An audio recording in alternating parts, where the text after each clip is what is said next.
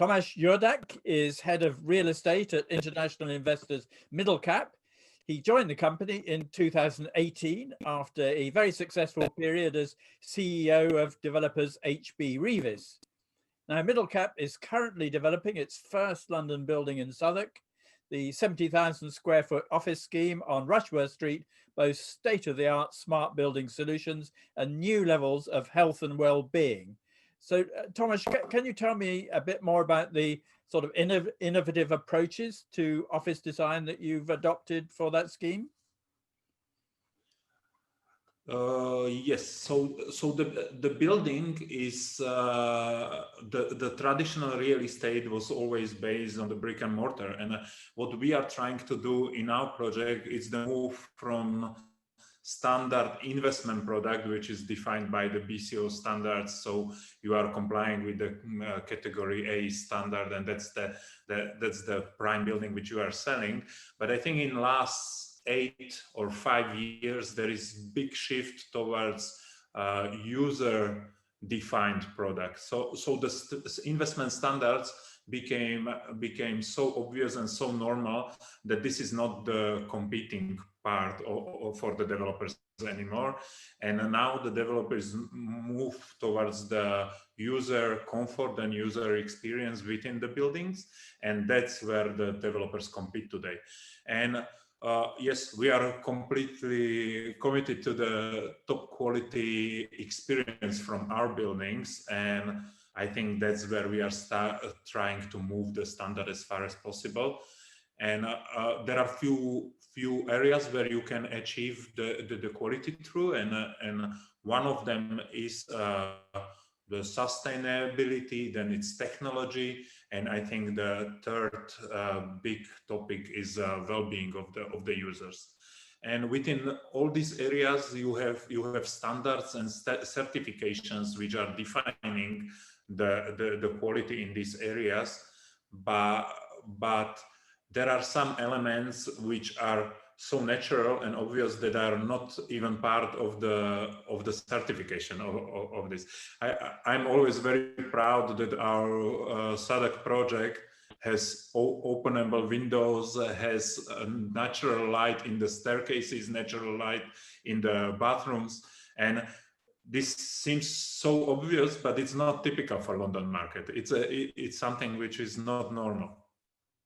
And what are the particular smart features that you're going to have in the building? First of all, the smart features are so connected to the technology which are now available, and the technological market is moving forward so fast that our main focus is on flexibility of the smart solution. So what is technological today, it will be obsolete in 3 years.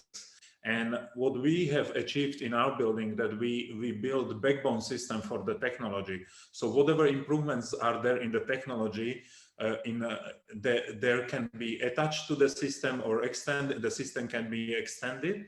So we have flexible solutions. So the backbone is in place, and the sensors, all the appliances and all the technological features can be updated every 2-3 years. That's the main idea behind it.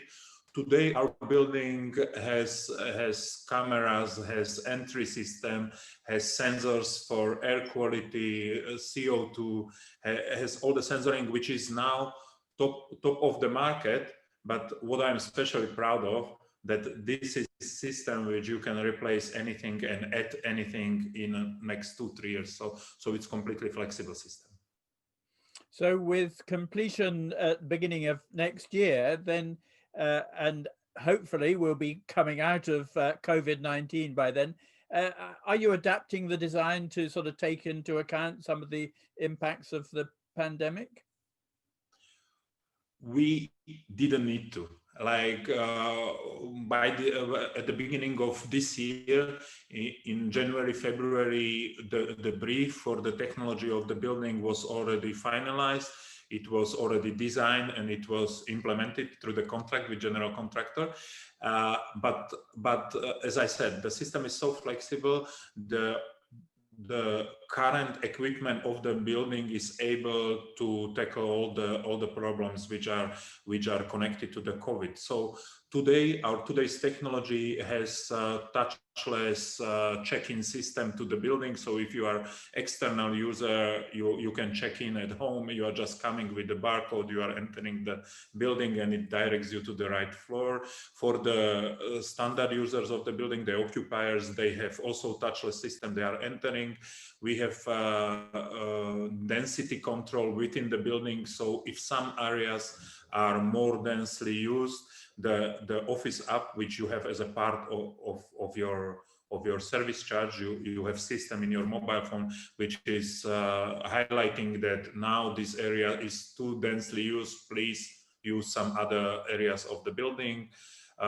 We have thermal cameras for measuring the temperature, and that was part of our original brief. So the building is well equipped also for this situation. Very good. So at Middlecap, you're an international company, so with an international brief. So how do you see London fitting into the European portfolio in the future? The strategy of being in London is coming from our very strong belief that London has its place in the business environment of the world. There are key cities like New York, Hong Kong, Singapore, and probably London, where there is big concentration of super clever people who, even if you try to replace the hub somewhere else, you don't get the people somewhere else.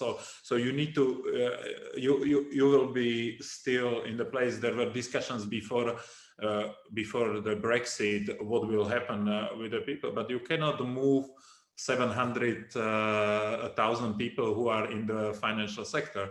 Maybe you can move 30,000, 50,000, maybe some bank move some department, but most of the people are living in London because they love London.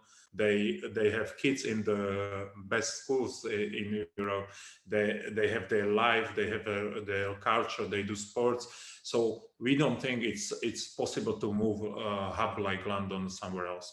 So we are very confident that the market will stay stable. Of course, there is a normal real estate cycle where you are up and down within 15% fluctuation or between the cycles, but that's what we as developers are prepared to live with, and we don't expect London to disappear from the map after the Brexit.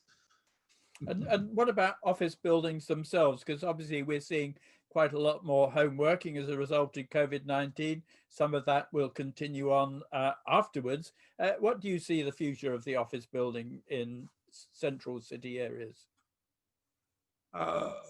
From the office asset class, I think there will be some transformation as a result of this situation. People learn new experience with COVID, so the way how people use offices will change slightly, but I don't think it will be big dramatic change. I was speaking on few panels, and I was probably the most boring participant because I didn't believe in some dramatic change. There are areas where you have back office functions for the companies, and you can count number of invoices registered in the system, and these are simple things which can be done from home. But most of the work in this value-add business is creative. You need to speak with people, discuss, create. All these people will be coming back to offices because for their performance they need the other people. Today, any area of business is so complex that it's never doing of one person. You need to combine the brains to create some value. And that's why I'm a strong believer in the offices coming back. Of course, it needs to be safe, so there will be new ways. Maybe what was the trend of last 10 years going from occupancy levels of 1 to 12, it went down to 1 to 6, 1 to 4.5. I think we will go back to 1 to 10, 1 to 12. that's natural, but people need space for breathing, for living. So I think the occupancy at 1 to 6 was crazy, and it's healthy that we are coming back to the normal levels.